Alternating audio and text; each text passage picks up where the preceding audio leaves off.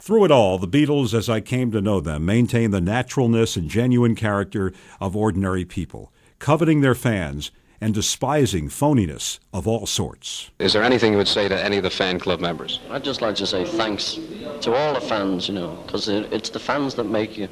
John is choking me. Without them, you're nothing, And I think the four, I speak for the four, we love the fans as much as they love us, The Beatles loved their fans and had a deep respect for the people who made the tours work. Ira Seidel, the tour's business manager, was impressed with the way they conducted themselves. You were on the tour with the Beatles last year and became very good friends with them. And, of course, this year you have an intimate friendship with them. What do you think of them as people and as entertainers? Well, truthfully, they're just wonderful kids. I mean, the success hasn't spoiled them. They've had this now approximately 3 to 4 years. I shiver every time we get in a limousine, but it means nothing to them. I get scared when the kids run out through the barricade and jump on the limousine, but to them it means nothing, they're used to it. And can you imagine what it was like to crisscross the country several times, spend most of your time in a hotel suite, shielded by police barricades, cooped up in your own celebrity bubble? Was it draining? I know you're about to get set for a big show here in Philadelphia, and the people are pouring in outside. When you go on a tour like this, and you go from day to day, from town to town, does it drain you any as far as your ability to get out on stage and do your best? Have you found this out? Not on stage, because there's something about it. We always get dead nervous before we go on stage. And 9 times out of 10, we suddenly feel tired about half an hour before when we've got to get changed. And that's just something that's been happening for 2 years. All of a sudden, everybody's tired and changing into the suits and putting the shirts on. You feel, oh, no. And then just as soon as you get on, it's all right. John Lennon, thank you very, very much. We're backstage at Philadelphia. This is Larry Kane. Thank you again. Thank you, Larry, and God bless you. Jolly good. Jolly good, John, but it wasn't always that way. The Beatles, slammed by the press as temporary stars, a passing fad, were not trustful of the American media. It took me a while to get comfortable, and Paul will tell you eventually there was a mutual trust in the confines of our chartered American Flyers airplane. Paul, this is an odd question. What do you think about all these newsmen around? Does it ever bother you? Like, we're with you on the plane.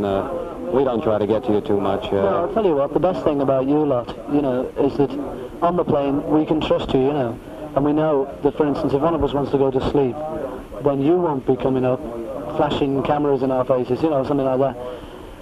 So that's fine. Everybody on the plane, we know now, and we can trust them to sort of think about, us a bit.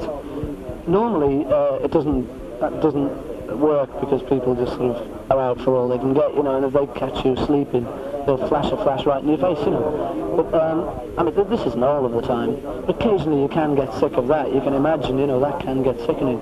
But it's much better once you get to know people, because then you just sort of ask them, you say, do you mind when we're sleeping, please don't flash it in our face, or please don't come up and wake us up and say, hi Paul, can I have an interview? And something like that. It's terrible, but most people are very considerate, and generally speaking, when you get to know the press. Who can you trust when great escapes and secret passageways are the stuff of legends? From the Hollywood Bowl to Shea Stadium and points in between, it was living on the edge.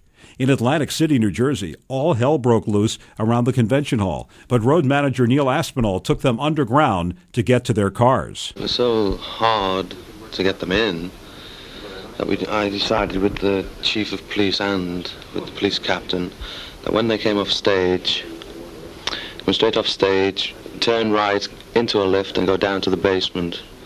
When we got there, we went through sort of subterranean passages, through boiler houses, etc., and then through where all the newspapers and people had been for the convention, right the way through to an underground passage with just one-way traffic going through it.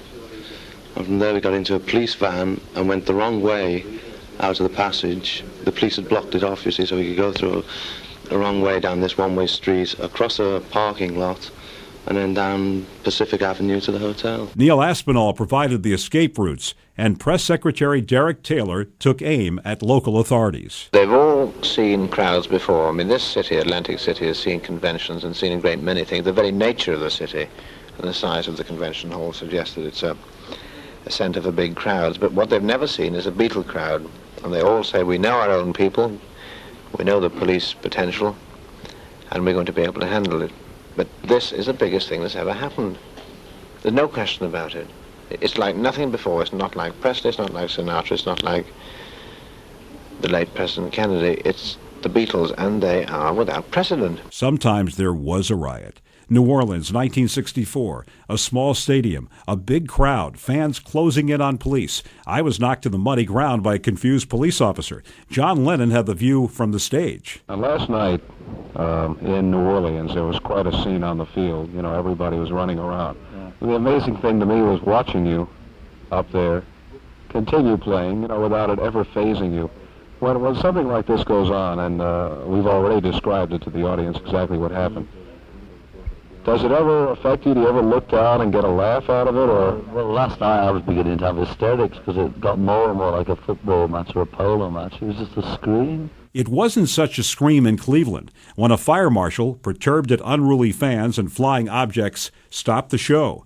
John wasn't too happy about it. at the moment the show was stopped, when you were playing, and the man walked up on the stage, what was the first thought that ran in your mind, if you can remember? I felt like kicking him off, you know, because it's so annoying when they come charging on stage, and the way they did just came on and just pushed George and I off the microphone. They didn't say why. Apparently somebody was getting hurt, but we couldn't see anything, you know, nothing was really happening wild.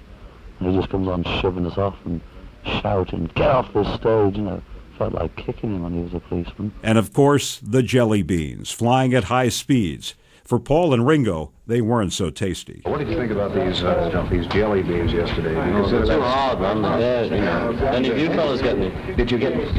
Yeah, I had some good sitting feeling. downstage. Yeah. Did you get more at the Altanis than ever before? No, it used to be a lot worse in England. We used to get millions, you know. I mean, the Cow Palace is so big that people at the back haven't got a chance, you know, of reaching the stage with it. But they're too hard, you know. If you wouldn't mind, don't throw them jelly beans, please. Give them in or something if we must have them, but don't throw them. Do you think that's a feeling of affection? I don't know. I feel it. Did John Lennon ever get scared? Not really, you know. We get battered mostly by people trying to guard us, you know. They get in the way half the time. They're always grabbing us and shoving us in the wrong thing. But on stage, I always feel safe even when they break through. I don't know, it must be some kind of, you know, I just feel as though I'm all right when I'm plugged in, and I don't feel as though they're getting me. Through it all, from Vancouver to Boston, Chicago to Montreal, Minneapolis to Kansas City, and all those locations, I learned more and more about these four amazing young men. For one, they didn't like stereotyping. Just ask George. Sometimes you've been referred to in these magazines, some of which don't print the truth, as the quiet Beatle. Do you consider yourself quiet or an extrovert or just what? Well, actually, I did talk about the same amount on the last tour. It's just that, you know, first of all, when we first come over here, they didn't know us all that well. And so they had to, you know, people like to hang tags on you. And it was the same when we came over here. Ringo was the cuddly one or something, Paul was the lovely one, and I was the quiet one, and John was the shouting one. You know, they've always got to do that, but, you know, I've been the same all along. I talk when I feel like, and I shut up when I don't feel like talking.